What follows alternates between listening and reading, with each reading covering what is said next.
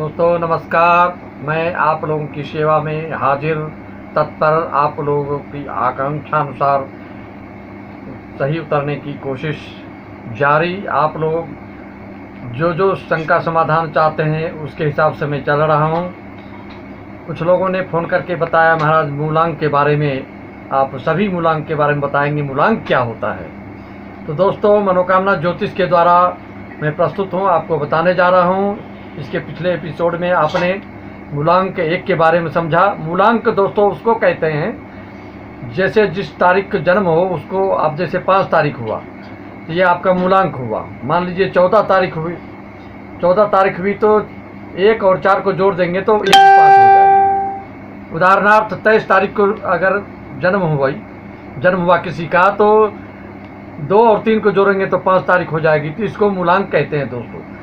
मूलांक और भाग्यांक में अंतर होता है। भाग्यांक जब निकालना होता है मित्रों बिल्कुल आसान है, थोड़ा ध्यान देकर सुनना पड़ता है लोगों को। शुरू से अंत तक आप हर एक एपिसोड को आप सुनेंगे, ध्यान देंगे तो आपको समझने में किसी प्रकार की कोई दिक्कत होने की संभावना इसमें नहीं रहेगी। भाग्यांक में आपका जो तारीख है जन्म की उसको, और महीने का जो अंक है, जैसे फरवरी है तो 2 अंक हो गया, मार्च है तो 3 अंक हो गया। इस तरह से जो महीने का अंक है वो, और सन आदि इस तीनों को जो जोड़ के अंक बनता है उसको भाग्यांक कहते हैं। तो दोस्तों आज मैं जो बताने जा रहा हूँ, मूलांक 2 वालों का जो व्यक्तित्व और उनका लाइफ जीवन पूरा कैसा व्यतीत होगा, दाम्पत्य जीवन या वैचारिक जो उनकी है स्वतंत्रता कैसी रहेगी, उनका पारिवारिक माहौल कैसा होगा, आदि के बारे में बताया जाएगा।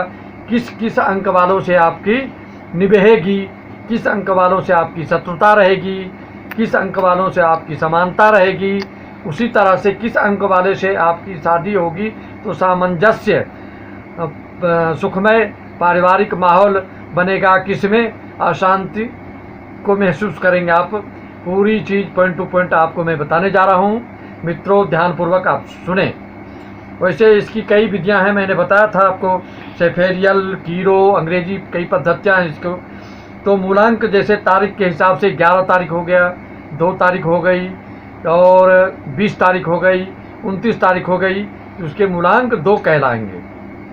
दोस्तों 2 अंक वाले व्यक्ति जो होते हैं बिल्कुल विचारवान होते हैं, आचारवान होते हैं, धैर्यशील होते हैं और पहाड़ की चट्टान की तरह अपने विचारों पर अडिग होते हैं। समुद्र की गहराई के जैसे उनका मन बिल्कुल गंभीर होता है और बिल्कुल ही ये उद्वेलित नहीं होते हैं। बिल्कुल शांतिपूर्ण वातावरण इनके मानसिक वातावरण होता है। मानसिक रूप से ये कभी भी जल्दी विचलित नहीं होते हैं, उद्वेलित नहीं होते हैं, आक्रामक नहीं होते हैं। इसलिए ऐसे लोग, अगर इन लोग का प्रेम विवाह होता है तो उसमें ये तो जल्दी करते नहीं हैं।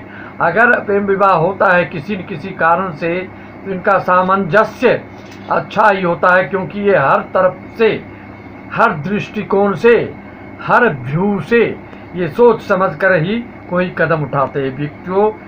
मित्रों इनके विचार बहुत ही गंभीर होते हैं, प्रकृति इनका नेचर जो है बहुत गंभीर होता है और सोच समझकर ही कोई कदम उठाते हैं। शांतप्रिय होते हैं, दयालु होते हैं, कृपालु होते हैं, परोपकारी होते हैं। ये सब गुण मूलांक 2 वालों में पाया जाता है। अगर कोई इनसे दुश्मनी करे तो ये धीरे से उससे बदला भी ले लेते हैं।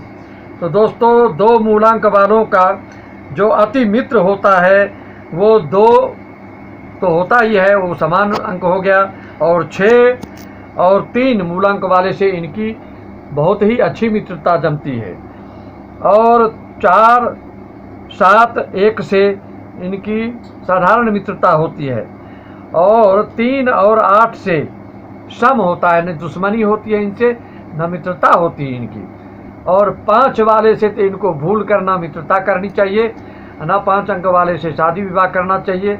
जिनकी कुंडली नहीं बनी हो उनके लिए ये अंक ज्योतिष शास्त्र के माध्यम से कैसे आप उसके व्यक्तित्व, पारिवारिक और कुंडली मिलान नहीं कर सकते हैं तो अंकों के द्वारा कैसे मिलान किया जा सकता है, वो आपको हम बता रहे हैं। एक तो जैसे मूलांक हो गया, उसके बाद नामांक होता है, वो भी मिलना चाहिए। उसके बाद भाग्यांक, अगर तीनों ये मिल गया, जिसकी कुंडली नहीं भी है, तो उसका परिवार, उसका दाम्पत्य जीवन सुखमय व्यतीत होगा।